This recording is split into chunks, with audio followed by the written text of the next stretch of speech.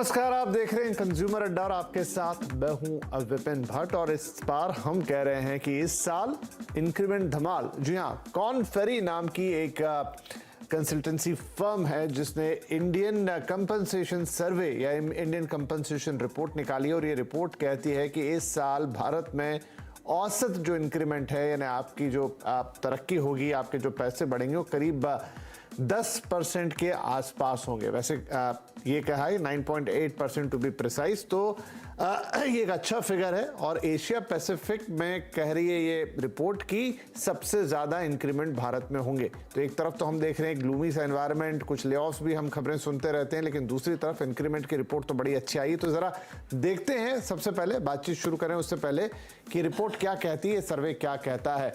तो एक नज़र डालते हैं यहाँ पर। इस साल यानी कि 2023 में जो औसत इंक्रीमेंट है, ये रिपोर्ट कह रही है, कॉर्न फेरी का सर्वे कह रहा है कि 9.8% होंगे, तकरीबन 10 कह लेते हैं इसको। 2022 की तुलना में देखें तो ज़्यादा है, वहाँ तब 9.4% था और 2020 में तो ये 7% से भी कम था। अच्छा, अब कौन कौन से सेक्टर्स हैं? तो लाइफ साइंस हो गया, हेल्थ केयर हो गया, यहाँ तो 10% से भी ज़्यादा इंक्रीमेंट की उम्मीद है। हाई टेक्नोलॉजी सेक्टर में भी 10% से ज़्यादा इंक्रीमेंट की उम्मीद है। सर्विसेज में करीब करीब 10% के इंक्रीमेंट लगेंगे। ऑटोमोटिव में 9% के इंक्रीमेंट होंगे। केमिकल्स में 9.5% के इंक्रीमेंट संभव हैं। कंज्यूमर गुड्स में 10% के आसपास, रिटेल में 9% के आसपास। यानी देखा जाए तो एक तरह से जो पूरा ऑलराउंड इंडस्ट्री है, चाहे मैन्युफैक्चरिंग हो, चाहे सर्विसेज हो, चाहे आईटी हो, चाहे आईटी एनेबल सर्विसेज हो, चाहे फार्मा हो, सब जगह करीब 10% के आसपास इंक्रीमेंट, जो कि बुरा नहीं कहा जा सकता, वो होता हुआ दिखाई दे रहा है। अब इसके पीछे कारण क्या है? क्योंकि एक तरफ तो हम दुनिया भर में सुन रहे हैं मंदी की बातें, लेकिन भारत में ऐसा क्या होगा कि इंक्रीमेंट्स मिलेंगे? सेक्टर्स भी इतने सारे हैं, तो क्या सेक्टर के हर व्यक्ति को ये इंक्रीमेंट मिलेगा? ओवरऑल एक फिगर होगा या फिर कुछ चुनिंदा लोगों को ये इंक्रीमेंट जाएंगे? ये सारी बातें हैं। ये सर्वे इस पर थोड़ी और रोशनी भी डालता है, उस पर भी बात करेंगे, लेकिन एक पिक्चर समझते हैं और आपके हिस्से क्या आने वाला है। क्या आप इनमें से किसी एक सेक्टर में काम करते हैं और नहीं करते हैं, तो आपके सेक्टर का क्या हाल होने वाला है? क्या आपको भी एक अच्छे इंक्रीमेंट की उम्मीद करनी चाहिए? चलिए बातचीत की शुरुआत करते हैं। हमारे मेहमानों से आपका परिचय करा दें। हमारे साथ कार्यक्रम में जुड़ रहे हैं टैलेंट कॉर्नर एचआर सर्विसेज के एमडी रसेश बंकिम दोषी जी, ग्लोबल हंट के एमडी सुनील गोयल और एचआर एक्सपर्ट उजाला सभरवाला। आप सभी का बहुत बहुत स्वागत है। तो सुनील जी, मैं आपसे ही शुरुआत करता हूं। रिपोर्ट तो बड़ी अच्छी है, बड़ी खुश करने वाली है, और जैसा मैंने कहा कि एक तरफ तो बड़ा ग्लूमी सा माहौल है, हम चारों तरफ से रिसेशन और ये तमाम तरह की खबरें सुनते रहते हैं, ग्लोबल रिसेशन की बातें होती हैं, हम लेऑफ्स भी देख रहे हैं। हमने पिछले हफ्ते ही आपके साथ शो किया जहां पर हमने बातचीत की कि किस तरीके से स्टार्टअप्स में थोड़ी दिक्कतें आ गई, लेकिन अब ये रिपोर्ट कैसे ये कह रही है कि इतने बढ़िया इंक्रीमेंट और ऑलमोस्ट अक्रॉस द सेक्टर वो दिखाई दे रहे हैं 10% का एवरेज इंक्रीमेंट।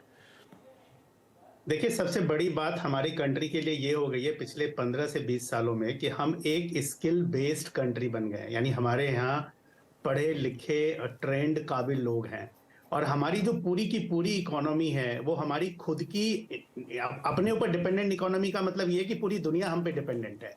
आज के डेट में अगर अपने पूरे इकोनॉमी को 3-4 पार्टों में डिवाइड कर दें, यानी सर्विसेज है, export of product and services है, इंटरनल कंजप्शन है, सबसे बड़ा मार्केट है किसी भी चीज का आज के डेट में जाके देखें, तो ये 3-4 फैक्टर पुट टुगेदर एक चीज बहुत ही शानदार तैयार करता है हमारी कंट्री में, वो होता है स्किल सेट्स। तो हमारे यहाँ एक स्किल सेट्स एक ऐसी चीज है जो हमारी कंट्री में मिलता है और कहीं किसी भी देश में नहीं मिलता दुनिया के, चाहे वो डेवलप्ड मार्केट हो या कोई, इतने लोग ही नहीं है वहां। तो जो ये स्किल बेस्ड कैपेबिलिटी बिल्ट हुई है, उससे एडवांटेज क्या होता है कि कभी भी कोई रिसेशन आता है, स्लो डाउन होता है, कुछ भी आता है, तो सबसे पहले लोग इंडिया की तरफ देखते हैं, क्योंकि एक तो लोग मिल जाते हैं, दूसरे कॉस्ट इफेक्टिव तरीके से मिल जाते हैं। और हमारे यहाँ एफिशिएंट ऑपरेटिंग मॉडल्स हैं, चाहे वो हम आईटी आईटीएस की बात करें, मैन्युफैक्चरिंग की बात करें, फार्मा ड्रग डेवलपमेंट की बात करें, आर&डी की बात करें, ऑटोमोबाइल की बात करें, हर इंडस्ट्री में अगर हम देखें तो हमारे एक एफिशिएंसी ऑफ स्केल है किसी चीज को प्रोड्यूस करने की, क्योंकि ट्रेंड लोग हैं, पढ़े लिखे लोग हैं, बेसिक एजुकेशन सबके पास है, टेक्निकल एजुकेशन है। तो इस इन्वायरमेंट से लेके क्या होता है, ये कैसे सैलरी को इम्पैक्ट करता है। तो आज के डेट में अगर आप देखेंगे तो विकसित देशों में जहां पे कि लेऑफ्स हो रहे हैं, क्योंकि वहां पे एकदम से सैलरी बढ़ी, काम कम हो गया, लोगों ने फटाफट कंपनी ने लोगों को निकालना शुरू कर दिया, क्योंकि वहां पे उनका टॉप लाइन बॉटम लाइन सब हिल गया पूरी तरीके से। बट हमारी कंट्री एक ऐसी है कि भाई कंपनी चलाने के लिए लोग तो चाहिए, तो लोग चाहिए तो कहाँ से आएंगे?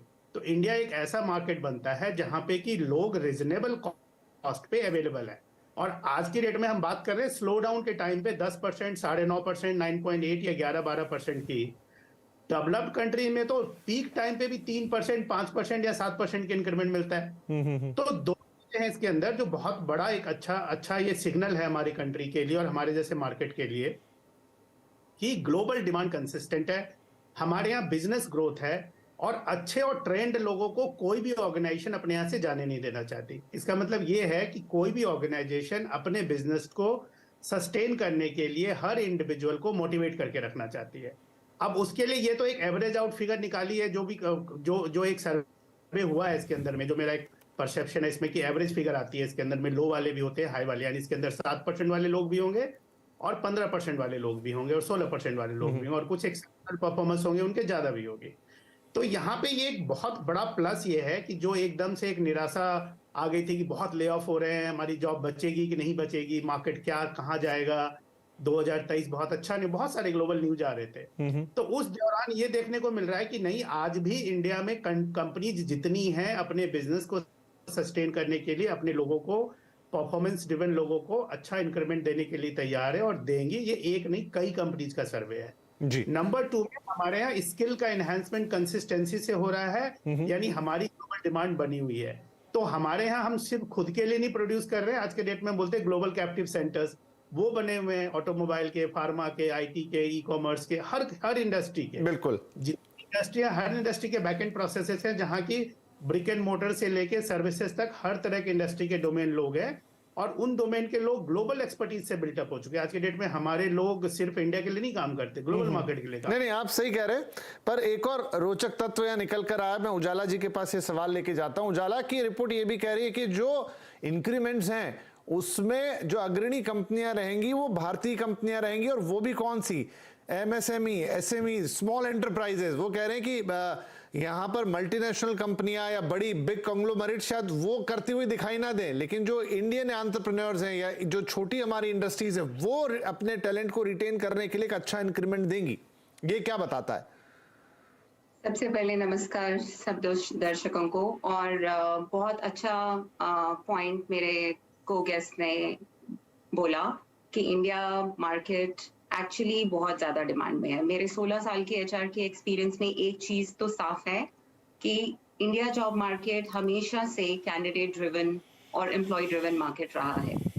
नाउ अगर हम बात करें कि स्टार्टअप्स में या स्मॉल टर्म फर्म्स में हाइक ज्यादा होंगी और बड़ी कंपनीज में नहीं होंगी, ऐसा नहीं कहा जा सकता, बिकॉज हर कंपनी को टॉप टैलेंट की जरूरत है। हर कंपनी अपने टॉप टैलेंट को रिटेन करना चाहेगी, बिकॉज अगर आप एक टॉप टैलेंट अपना लूज करते हैं, उस टॉप टैलेंट को रिप्लेस करने की कॉस्ट 60 to 80% और समटाइम्स उससे ज्यादा भी होती है, उसको रिप्लेस करने की कॉस्ट। सो इट्स बेटर कि कंपनीज अपने टॉप टैलेंट को रिटेन करें, और वो कंपनीज छोटी या बड़ी नहीं, सब कंपनीज यही स्ट्राइव कर रही हैं कि वो अपने टॉप टैलेंट को रिटेन करें। अभी आजकल एक बहुत बज फ्रेज आया है, retaining is the top is the only recruiting। तो उसके बारे में भी अगर हम बात करें तो कोई भी सेक्टर हो, कोई भी स्केल ऑफ ऑर्गेनाइजेशन हो, हर कंपनी ट्राई करेगी कि वो अपने ए प्लेयर्स को, अपने एक्सेप्शनल परफॉर्मर्स को रिटेन करे। एंड लाइक माय को गेस्ट सेड कि ये एक एवरेज फिगर निकल के आया है, राइट? तो ऐसा नहीं है कि कंपनीज हर किसी को एक फ्लैट परसेंटेज ऑफ हाइक दे देंगे, ऐसा नहीं होता। आजकल कंपनीज दे पे फॉर परफॉर्मेंस, दे पे बेस्ड ऑन मेरिट, दे पे based on your skills and your competence. तो जो एम्प्लॉय स्किल्ड है, जो कॉम्पिटेंट है, उसकी सैलरी हाइक ज्यादा होगी, और जो उतना कॉम्पिटेंट नहीं है उसकी सैलरी हाइक उस एवरेज से कम होगी। हाँ जी, ये बात तो है, और ये टॉप परफॉर्मर के लिए 15 से 30% तक जा रहा है इसी रिपोर्ट के अंदर, और डेफिनेटली कुछ इससे नीचे वाले भी रहेंगे, इसमें कोई शक की बात नहीं है। रशीद साहब, तो ये कैसे सिनारियो बन रहा है वही मैं कहूँगा कि अभी गोयल साहब ने वैसे बहुत अच्छे से समझाया, लेकिन फिर भी मन में एक सवाल आता है कि हम देख रहे हैं कि अभी चीज़ों की सर्टेनिटी उतनी अच्छी नहीं है, अभी चीज़ों का अलाइनमेंट भी, और ऐसा भी हम नहीं कह सकते कि हम पूरी दुनिया से अलग हैं, डीकपल्ड हैं, ऐसा नहीं है, हम पूरी दुनिया के साथ ही मिलके चल रहे हैं। लेकिन फिर भी हम ऐसा डिस्टिंक्ट लाइन कैसे निकाल पाएंगे जहां लोगों को बढ़िया पैसे हाथ में आते हुए दिखाई देंगे?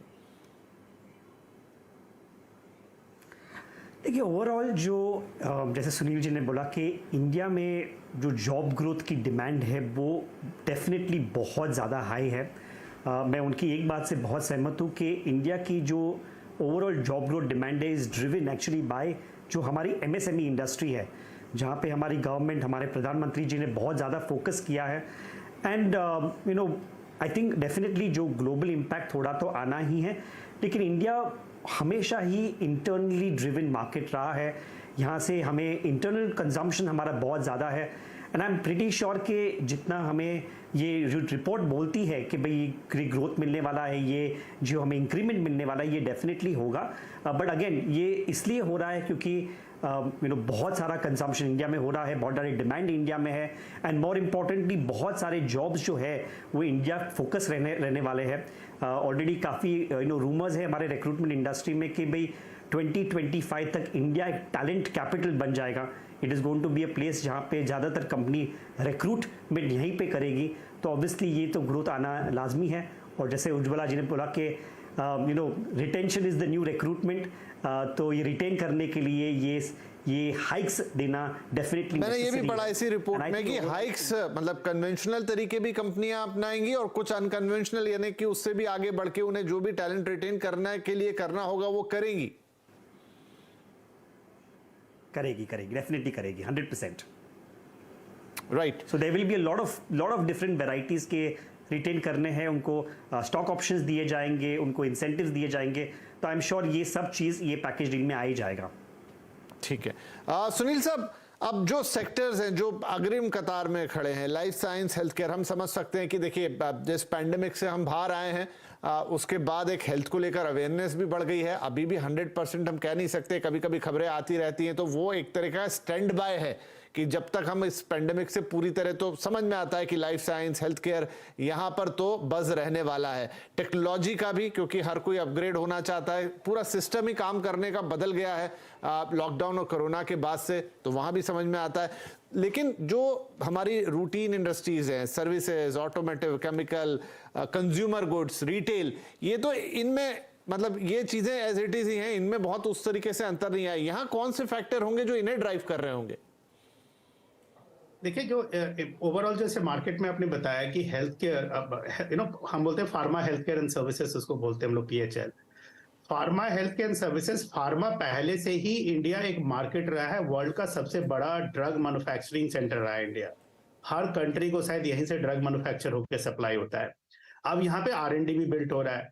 और तीसरा जो सबसे बड़ी डिमांड बढ़ी उसके अंदर में, वो थी हेल्थ केयर सर्विसेज की, यानी hospitals, health care services, care services, उस तरह की सर्विसेज की डिमांड बढ़ी, जहां पे कि बहुत सारे ऑर्गेनाइजेशंस बिल्टअप हुए हैं। तो सडनली हम इन सेक्टर्स में देखेंगे तो डिमांड बढ़ गई है। तो डिमांड बढ़ गई मतलब बहुत सारे हजार बेड के हॉस्पिटल्स आ रहे हैं, 200 बेड के Tier 2, Tier 1, Tier 3, all cities में ह्यूज एक्सपेंशन हो रहा है हेल्थ केयर की तरफ। दूसरा, अगर आप देखेंगे हेल्थ केयर इक्विपमेंट है या ड्रग डेवलपमेंट है, जो कि एक्सपोर्ट मार्केट है, वो ऑलरेडी एग्जिस्टिंग था इंडिया के लिए, बट एक जनरल हेल्थ कॉन्शियसनेस जो आया है हमारी कंट्री में, आउटसाइड कंट्री में, general health checkup, general care services पहले लोग इग्नोर करते थे, उसमें बढ़ गया उसके अंदर में। उसी तरह से अगर आप हर सेक्टर में देखें, आज कोविड के टाइम पे देखें, कोविड के बाद सडनली ऑटोमोबाइल इंडस्ट्री की सेल्स बढ़ गई थी, highest in the last 10 years. मतलब हर किसी को एक इंडिविजुअल व्हीकल चाहिए था, चाहे वो 2 व्हीलर हो या 4 व्हीलर हो या जो भी कुछ हो, और हर कोई अपने आप को एक सिंगल एनवायरनमेंट में ड्राइव करना चाहता था टू अपने आप को प्रोटेक्ट करने के लिए इन्फेक्शन से या किसी चीज से। उसी तरीके से देखेंगे तो रिटेल सेक्टर्स में बहुत सारे नए प्लेयर आए। आज के डेट में क्विक सर्विस रेस्टोरेंट जाके देखें, food services, food delivery services आप देखें, जो जोमेटो है, स्विगी है, या जितने सर्विसेज हैं, लॉजिस्टिक सप्लाई चेन के सर्विसेज आए हैं, ये सारे के सारे इंडस्ट्री मैन पावर ड्रिवन है। मैन पावर ड्रिवन मतलब ये सारी के सारी इंडस्ट्री टेक्नोलॉजी को अपना बेस बना के इसके ऊपर जो पीपल का जो काउंट बढ़ता है वो एक इंडस्ट्री है। आज के डेट में ये सारी की सारी इंडस्ट्री, कोरियर सर्विसेज, आपको अपने घर से किसी फ्रेंड के यहाँ कुछ भेजना है, वी फास्ट, कितनी सारी सर्विसेज आ गई। आप दीजिए, आप 200 रुपए दीजिए, कितना एम्प्लॉयमेंट जनरेट हो रहा है। तो अल्टीमेटली आप देखें तो हमारे यहाँ लोगों को जॉब, डायरेक्ट या इनडायरेक्ट एम्प्लॉयमेंट है।